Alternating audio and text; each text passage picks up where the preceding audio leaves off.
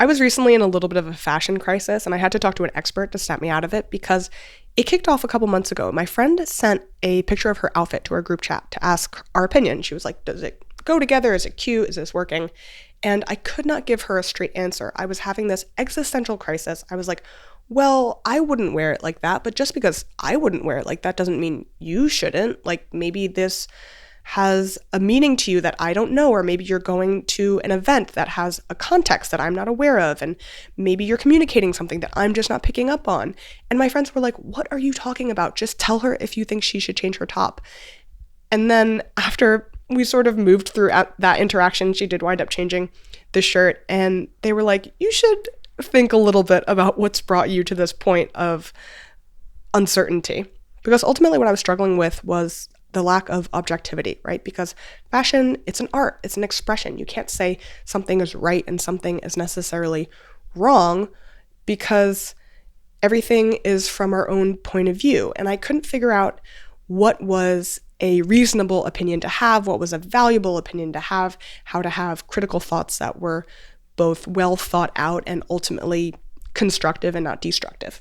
Before we get into the interview with an expert who really helped me work through these questions, I want to mention that I started a Patreon. There are two main tiers. There's a community tier and a content tier. So the community tier is if you would like to join our Discord, if you want access to some of my digital organizational tools, so my shopping master document, my Google Maps, those kinds of things that I sort of keep and work on all the time. And then there is the content tier. In the content tier, there are videos that I have been making. I have a couple banked now and I'm making more, and they are of conversations I am having with friends and family about their fashion struggles. So people often will come to me and be like, I can't find a pair of pants that fits me, or I want to redo this part of my wardrobe. The video that's out right now is with my friend Serafina, and she needs a complete wardrobe refresh. So we had an initial consultation and conversation about what's been going on with her and why her life has changed in a way that precipitates this. And then the next video that I'll put out with her will be about us going through her closet. I wanted to put these videos out because these conversations and these activities are something that a lot of people struggle with and a lot of people need to do or want to do with their lives, but don't have the motivation or don't have the structure to get through them. But because this is also somewhat vulnerable content, I didn't want to release it to the algorithm and just let it go to the wolves. But I would love to share it with you guys, so please check out my Patreon. The information is below. And now we can get on to the interview. So I'm Ojo. I describe myself as a fashion journalist, a consultant, and a content creator. How I actually came into fashion is kind of by chance or by mistake. So it's really random. I was kind of doing a random job and then stumbled across a fashion role. It's really weird. I was a mover. So I was moving people's furniture and like their beds and their fridges and stuff. Yeah. Absolutely. Then you worked with a client or something who was in fashion? Exactly. And she ended up hiring me as an intern for her brand. And then how did you decide you were like, okay, of all the fashion things, the way to engage with fashion, you decided fashion journalism?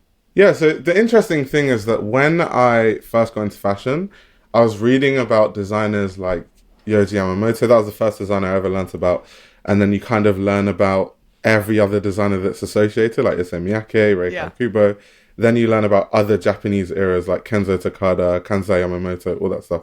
But anyway, I was more interested in design because that's what they are. I was like, oh my God, it's so interesting. How do you do all this stuff? But then when I did my first internship, I quickly realized that I probably have more of a passion doing the actual reading about the things than actually creating the clothing. And I was like, what is that in a job form? What is that as a job? And it was like, oh, it's journalism. It's actually telling people stories, talking about fashion, analyzing fashion. That is what journalism is. So from that point onwards, I kind of decided that I wanted to be a fashion journalist. But I feel like my first internship helped me navigate that because I got to do so many different things in fashion and then kind of figure out what I personally like and what, I personally enjoy. And were you thinking I'll write for a magazine or a website, or what were you envisioning?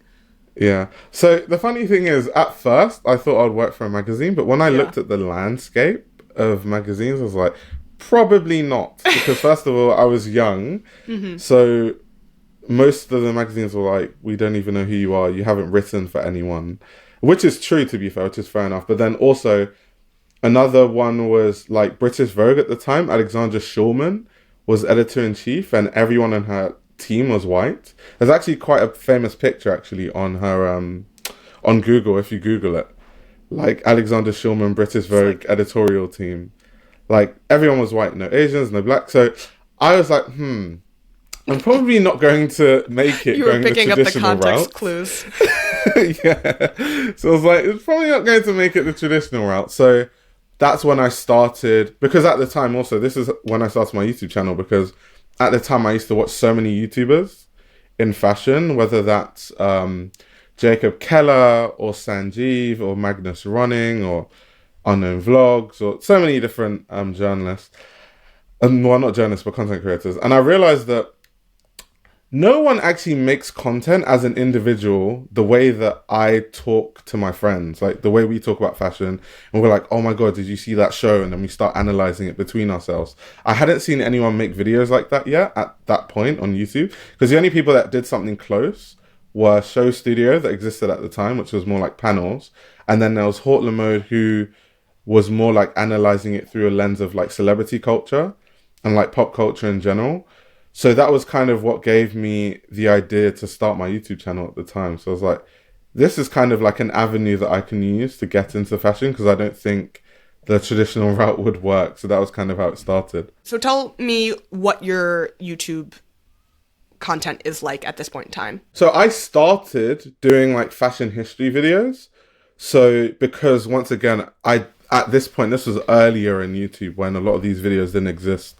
So I would kind of make those videos, but then I think now I've kind of shifted to more live streams and analyzing runway shows specifically and news stories. So I think that's how my content has changed. It was kind of started as fashion history, and then it transitioned into more like runway analysis and news. So tell me a little bit about how you come to or how you go through your process. You decide on what you want to cover, and then how you decide to cover it. Yeah, so every day I kind of like, when I wake up, I have all these tabs that open automatically on my Google Chrome. So it's like every news like plate, like BOF, Vogue Business, British Vogue, Women's Wear Daily, High Snobiety, Hype, like everything, Fashion United. And I see all the news in the morning and I read all the articles. And then based on that, I decide, okay, what do I personally find interesting? And then what do I think my audience will find interesting? And then I kind of write it down for a day and ponder on it for a day. And the next day, if I still like the idea, then I'll do a stream on that. So that's kind of the process. Also, sometimes big stories break. So that's like something to cover. And then, of course, during Fashion Week, it's just like loads of runway shows, loads of stuff to analyze. So that's kind of the process in terms of picking topics. Then in terms of like analyzing things, it's quite complicated, to be honest. I think like a runway show, for example, there's so many aspects to consider. Like, what's the music? What's the set? How does that fit into the show? What's the actual inspiration behind the clothing? The clothing itself, how is it constructed? Is that like determining or informing the actual collection as a whole? Who are the people on the runway show? Does that have any meaning to the wider idea of what this show is supposed to represent? What do the invitations look like? Are the invitations supposed to, have any indication on what the show's about? So there are many different aspects to look at when you analyze the runway show. And then I also have to do what I call researching the research. And what I mean by that is, and this is something that I was taught quite a lot when I was at CSM, is that just because designers say that they're inspired by something or that they, do something doesn't mean that they actually did. So you have to actually research what they say their inspiration is to see if it tallies. And working in the industry now, that is so true, because there's so many designers that I've worked with who have been like, yeah, I didn't really have any idea, but fashion has to be intellectual these days. So I kind of added meaning after the show. And they were like, obviously I'm not going to say who, but there are some like famous big designers that people overanalyze their work, and they've told me that. They're like, yeah, I just like wanted to just add some extra pizzazz to the collection. I love that, honestly, for them. Yeah, I was noticing you were speaking a lot to that point about the new Alexander McQueen collection from Sean McGirr. about what he was saying versus what you were actually taking in Yeah. not being congruent, but you still liked the collection ultimately. Yeah, of course. I'm interested to talk a little bit more about that because I think that's still ultimately a personal decision, whether or not you think what they are saying. Like, they can think that what they are saying is reflected in the collection, but you ultimately feel like you're not receiving it. Yeah. Can you tell me a little bit about, like, how you usually move through that? Yeah, I think so. With Sean McGirr specifically, like if we're talking about the debut collection, because obviously that had a lot of really bad reviews and people didn't like it. Some people are really mean. Yeah. It was really bad. But I think for him, because I read the interviews to see exactly what he says to inform how I'm going to look at the collection. He said himself in interviews that he is trying to channel a raw and youthful energy of what McQueen is representing. He also said he wants his McQueen to sit somewhere in between Lee McQueen himself and Sarah Burton. Sarah Burton was a bit more commercial and classic. Lee McQueen himself was very raw and, very deep and dark in some respects. So he wants somewhere in between. And when you look at the show, because the problem with, designing for a house like Alexander McQueen is that we are going to compare you, whether we should or we shouldn't. We're going to compare you to Lee McQueen, which is kind of impossible to, reach up to. But that considered, Lee McQueen himself considered everything, every aspect of the show he would consider. Like if you think of, even now everyone talks about body positivity, but all those years ago you had Lee McQueen working with Amy Mullins and literally working with carpenters to make these prosthetic legs that people thought were actually part of the show. They didn't know they were prosthetic legs because they look so good. People just thought, oh my God, this is like a really cool accessory, not knowing that's actually like, what she was wearing to walk. So it's like all these concepts. So when I looked at Sean McGirr's runway show, it seemed like it wasn't that well considered. It seemed very much, he talked about wanting to channel this animalistic nature and energy in London, but then you go to the show and it looks brutalist and it looks industrial, which isn't animalic. And then you have these sponge seats that we sat on. There's nothing animalic or raw or London about, spongy seats. If you wanted to be, animalic or whatever, especially because on the runway show, he had these amazing like horse hoof boots. We could have sat on hay or something like that was meant to look like hay, and they could have made the set look that way. So I just feel like what he was saying and what he was claiming to want to channel in the collection, I don't think it tallied with the actual end result. But even that being said, there were individually pieces that I really liked on the collection, which is why ultimately I'm like, okay, that jacket's really nice. This footwear is really nice. These accessories are really good. Despite me not thinking that the whole collection cohesively made sense. Yeah. And I assume you saw that the show came out. You watched the show. Yeah, I was there. Oh, you were there? Yeah. Is there you find a big difference with how you respond to a show when you're physically there versus if you just see it online? Do you know what's funny? I get more information watching a show online than being there, funny enough, because when you're there, it's too much like stimuli. It's like the lights are flashing above and then the models are walking so fast you can't even actually see the clothing, really, because everything's so fast. And then you're trying to like get content and like all this sort of stuff. So it's kind of chaotic. Whereas when I'm at home, I can like watch it, put it back. Oh, let me see that jacket again. So I think I don't necessarily get more or less. I think what the information I get is different. It's different. When you're up close to the garments, you have a better sense of maybe design techniques that were used. You also have a better sense of what the actual fabrics are. You also get a better sense of how the fabrics move. But then you can't really take in the collection properly because everything happens so fast and you need to run to the next show. So you can't even take it in, really. Yeah. Whereas when I watch it online, okay, yes, I don't get a good sense of how the clothing is moving, or I don't really know what fabrics they are because I'm not up close to see that. But then I can really go back, zoom in, screenshot, really like, delve deep into the garments. I just think it's different. Yeah. And do you find that because you have a sort of sharp initial reaction when you're at a show versus online, do you ever have a reaction in a show that's different than when you sort of go back and look at images online or sort of reconsider it? Yeah, I think both ways, whether I'm there or I'm at home, I always have like a gut reaction like, I don't really think I like that, or that was really good. But I don't necessarily talk about it publicly when I'm at that stage because I don't think that's useful. Yeah. I think because if I can't articulate why I like or dislike something, I don't think that helps my audience in any way. So if I'm just like, that's terrible and that's good, there's nothing really to learn from that.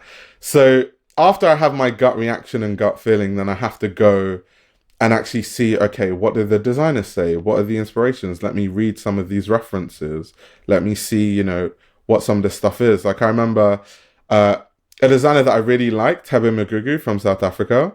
He did this collection that was so amazing. And on his website, he normally has all these references to go like further reading. And I remember reading like loads of the books that he referenced, and it was about South African spies during apartheid and like all that sort of stuff. And it was really interesting. And it made me appreciate the collection even more. Whereas some other designers, you read it and then you're actually like, I actually can't see. It puts you off. What? Yeah. You're like, I actually can't see the inspiration. Yeah. Where? And then you get more confused by the end of it. That's fine. But at that point, I can better articulate why I like or dislike something because now I've actually done the research. I've actually seen what they've said about it themselves. I might have seen, if I'm at Fashion Week myself, I might go to a re-see where I can see the garments up close and get a better sense of like the clothing itself. So yeah, once I'm at that stage, then I definitely have a more concrete understanding of why I like something or not. Yeah.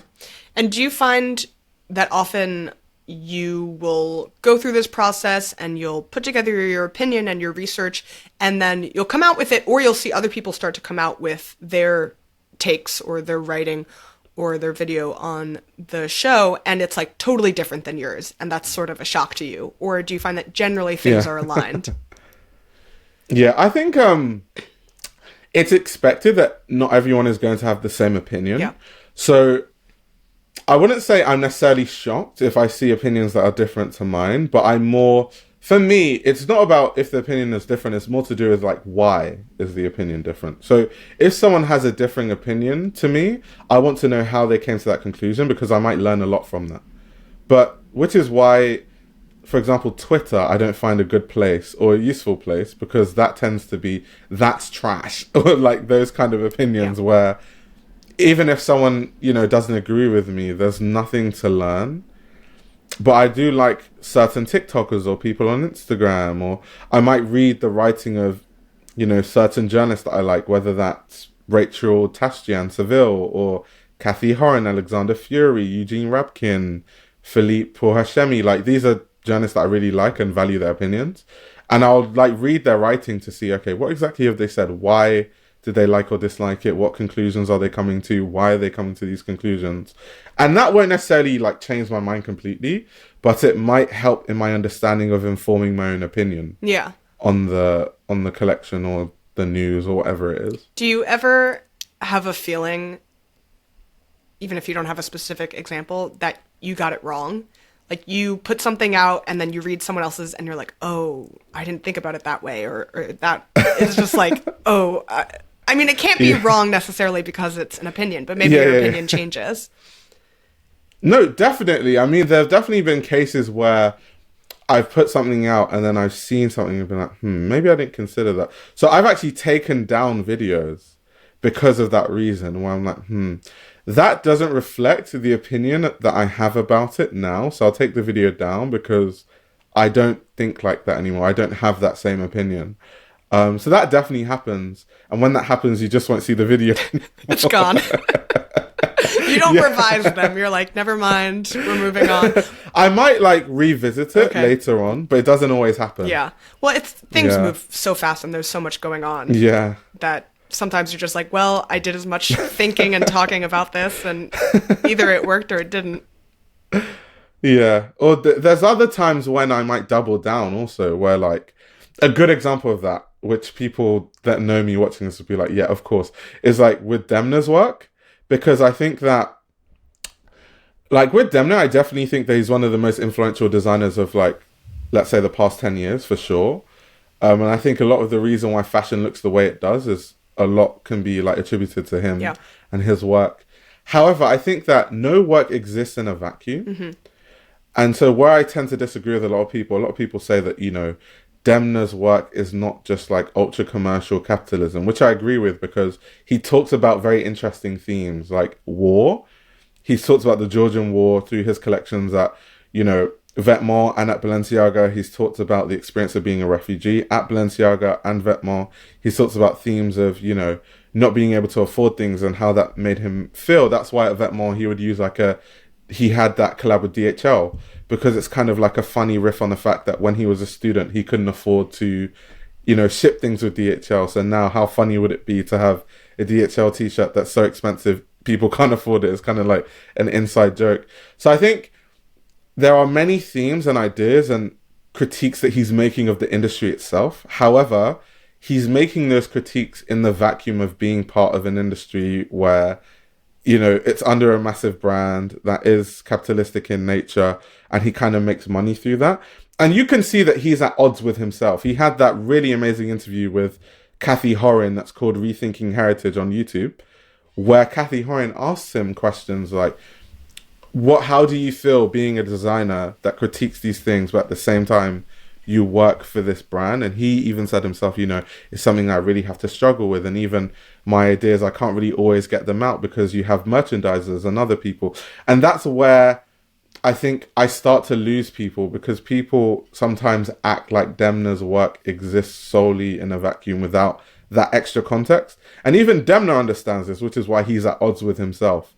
And so that's somewhere where I double down on my opinions always, where people are like, you just don't understand Demna's work, which isn't true. Yeah. But I think a lot of people just want his work to exist in a vacuum that I won't agree with. Yeah. Do you find, speaking about that sort of tension, how often do you find that you're giving your opinion about something, like when you're saying, I like this collection, and you usually obviously do give more description after that, you're saying that I think it's good work creatively? Are you trying to say that I think it will sell? You're trying to say I think it's a good direction for the brand? Like what sort of things do you take into consideration when you're speaking on whether you like something or not? Also, that's a really good question. I think I normally qualify why I like it before I give my opinion, because different brands have different objectives. So I critique brands based on what I perceive their objective to be. Not saying that I always know every single brand's objective, but I might have a perception of what it is. So a good example is Phoebe Philo is not a designer. Phoebe Philo is not J.W. Anderson, in the sense that J.W. Anderson has all these really artful inspirations and is referencing art history and all these things in his work. Phoebe Philo is like, no, I just want women to have an amazing cohesive wardrobe where everything just looks good when you wear it. So two different objectives. So I will judge Phoebe Philo's work based on that objective. So in case of Phoebe Philo, how I'm critiquing her work is based on, are you creating these garments for women? Is it good quality? Because if you're building a cohesive wardrobe, something that's really important is the actual quality of the garment. Whereas someone like J.W. Anderson, there might be less of a consideration for quality because he's not talking about building a cohesive wardrobe that you can love and wear forever. He's more talking about the artful side. So I'm going to judge, okay, let me read about the period of art history that he's referencing. Let me see where exactly his ideas are coming from. Let me see if I think that his ideas tally with that period and if he represents it well. So I think it really depends on the objective of the designer, and I will judge it based in, the realm of what I think their objectives are. If you would humor me, because I mentioned to you that sort of part of the instigation for this topic, or my curiosity about this topic, was the Alaïa show last year, and I was deeply disturbed by it, not by the show itself, but because, like, I saw the pictures, and my initial gut reaction was like, I don't like it. And then, which is fine, by the way. And then, but I didn't do your process. I wasn't like, so I'm going to learn more about it. But I did listen to people's opinions about it. I listened to some analytics about it, and I didn't get it. And I think I'm going to try to look into it more. But if you would give if you would give me the pitch on like why, the objectives of that show, I guess, and why you thought it fulfilled them. Funny enough, I actually didn't like that collection either. So I much prefer the Fall Winter 24 collection. Oh, okay. And the collection before that, where he was kind of like manipulating merino wool. I think so. What Pietamuglia is doing, and in my Discord, I talk about this. I talk about this in other videos.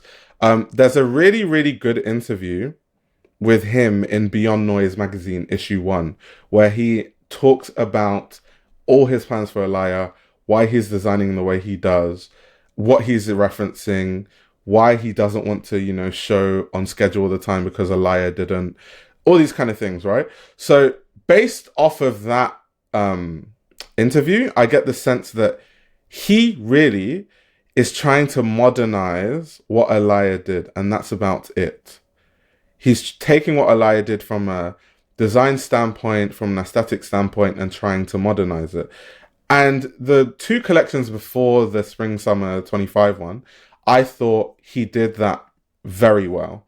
Whereas I think Spring-Summer 25, he almost modernized it to the point where it looked too simplistic, which is then not Alaïa anymore. Because Alaïa is supposed to be like the king of cling, like garments that really sculpt a woman's body and really cling to a woman's body, but using techniques that are actually quite difficult to master. So if things are too basic and too simple, now we're going away from the realm of Alaïa. Now we're just oversimplifying things to the point where it's starting to look like every other brand that, simplifies things like COS or Arquette. And so in the realm of what he's trying to achieve, I think that collection was a bad example of trying to modernize Alaïa's work. Because modernizing someone's work doesn't mean simplifying it or making it basic. I do think Alaïa was very much about dressing like the female form, right? Like you said. And I think that was the thing that I was reacting to. I was like, I actually don't think it looks good on them. Like I didn't find it flattering. And I was like, not everything needs to be flattering, obviously. But if the idea behind the brand is that it's very, female form flattering and it's not something that I felt was reflected, then I have a legitimate opinion. Yeah, which I think everyone's opinion is valid. I think even if they're uneducated and uninformed. Yes, because the thing about it is, at the end of the day, even whether you're like me and you study fashion journalism at fashion school or someone else, it doesn't really matter because everyone could be a potential customer for the brand. And so that's why everyone's opinion is valid. Like, I can't say that my opinion necessarily is more valid than someone that doesn't really care about fashion, but they just like the way that Alaïa looks on their body, so that's why they buy it, right? I think for me as a journalist, though, I just want to know reasons why. So if someone loves Alaïa, I would want to know, even if they don't care about fashion, I would want to know just why. Like, what is it about, Alaïa that you're really drawn to? That's where I could really learn something, or where the understanding is. But I think everyone, has a valid opinion. I think where that opinion is less valid is when said people then try to be authorities on trying to, talk about the collections without any context. That's when they start to lose validity, or the opinions or the, thoughts start to lose validity. If you just don't like something personally, I think that's completely fine. Or you like it, I think that's fine. But I think if you're telling other people, this is terrible, but then you have no reason, then that's no longer valid. Right. You're wrong about your opinion. My opinion is correct. Yeah.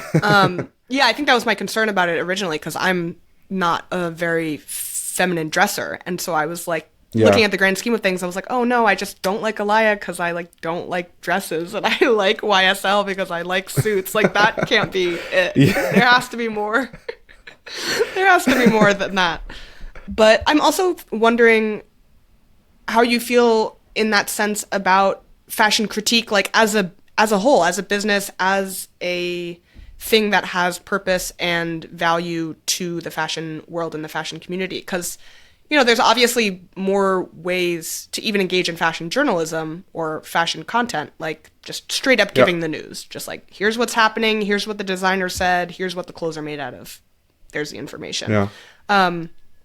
If you could tell me a little bit more about how you think, like, the opinionated aspect of it matters and engages with the community.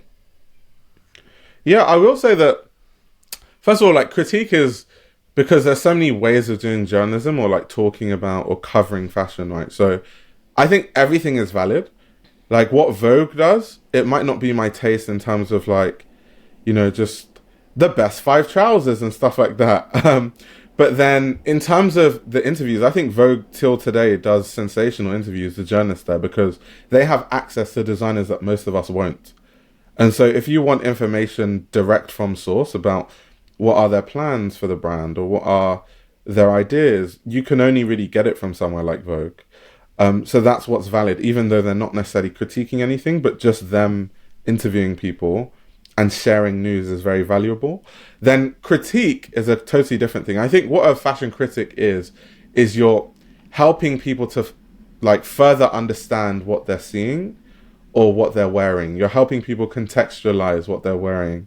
So with a critic, that's why you kind of have to have an ability to analyze clothing and analyze certain periods and analyze runway shows, because if you don't, then people don't get any extra context and they can't contextualize what the importance or, let's say, lack thereof is of what they're wearing or what fashion as a whole and those kind of things. So I think that's the whole point of fashion criticism as a whole. And I think obviously some people do it better than others. I don't necessarily think I'm the best. I think that there are people that have been covering fashion since before I was born, and they have more industry experience and more knowledge than me, like Tim Blanks, for example. I don't know more than Tim Blanks because he's been covering fashion and been talking to designers and seen more things and worked with brands way before I was born. So he would have more context on things than I would, right? So I do think there are definitely like levels to how good people can critique things. However, that's kind of what I think the role of a fashion critic is. Well, thank you so much. Is there anything else that you feel like we didn't touch on that you definitely want to make sure is like represented in this conversation? Not really. I think you asked really good questions. Oh, thank you. Yeah. The journalist to the journalists. I know, right? I feel like, oh, this is what it's like to be on the other end. Yeah, you get a little bit of your own medicine. Thank you so much. I'm really glad we sat down because it really helped me reprogram my brain around this. Sometimes when you think so much about something and you spend so much time talking about it and researching it, you're lost in the sauce, you know? You just don't even know what's up and what's down. It's always good to ask for help. If you guys want to check out more of his work or his videos, I have left all his information down below in the description. And thank you again for watching.